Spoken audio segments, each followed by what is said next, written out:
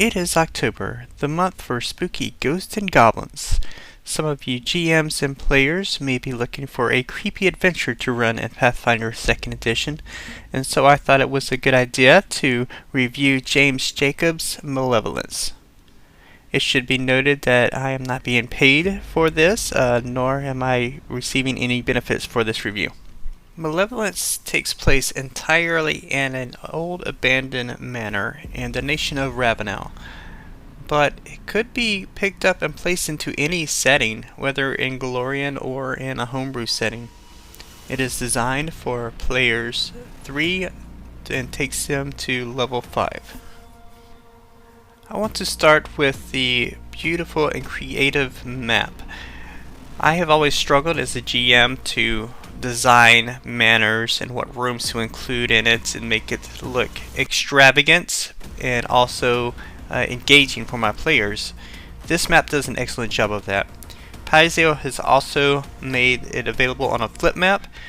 If you are not even running Malevolence, I highly encourage you to check out the map, use it for your own games.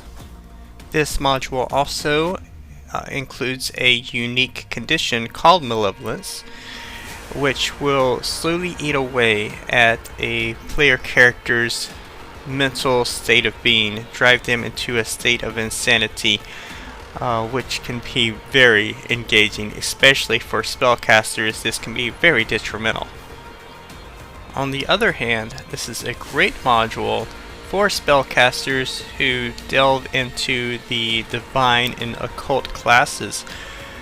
Investigators are also very good for this module, as it relies heavily on research and using your intellect to overcome obstacles and challenges.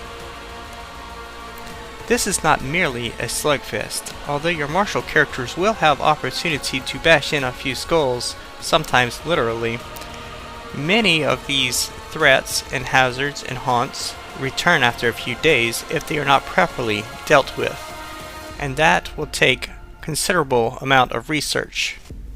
The research will push you and require you to delve deeper and deeper into the manor to uncover its secrets, find its source material, do your research, and finally put these spirits to rest and discover what vile entity is behind it all. There are a few unique challenges when running this game as a GM. First, this is not a linear progression. Your players may explore this manor in any way they see fit, and so you need to be prepared to react and know what each room holds prior to them arriving. Also, there are a dozen different research topics that your players will need to investigate. Each of these have multiple sources from which they can arrive some information, but not all of the information. So it is a challenge to keep track of what they have learned and where they have learned it from. I also highly encourage a session 0 prior to this game, as it does deal with issues such as domestic violence, child abuse, and body horror.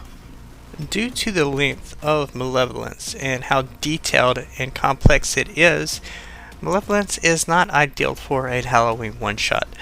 However, you can pull elements from it. It has many beautifully written haunts and creatures that are unique to this module, different things that your players can experience. I highly recommend Malevolence, whether you run it in its entirety as a game or as a resource material. But please, don't let Malevolence overtake you.